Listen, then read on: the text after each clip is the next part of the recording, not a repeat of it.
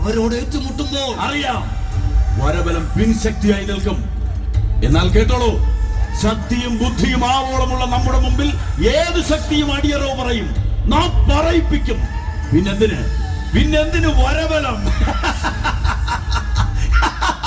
നിർത്തൂ, വെറുതെ അട്ടഹസിച്ചിട്ട് കാര്യമില്ല.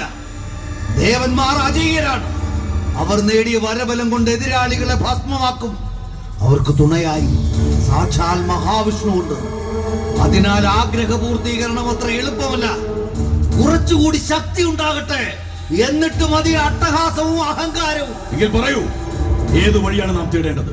കോവൂർ കൊട്ടാരത്തിലെ നിധിശേഖരവും ഹിരണ്യസരണി എന്ന ഔഷധക്കൂട്ടും സ്വന്തമാക്കിയാൽ പിന്നെ നാം വിജയിച്ചു. അതിന് ഏത് മാർഗം സ്വീകരിക്കാനും നാം ഒരുക്കമാണ്.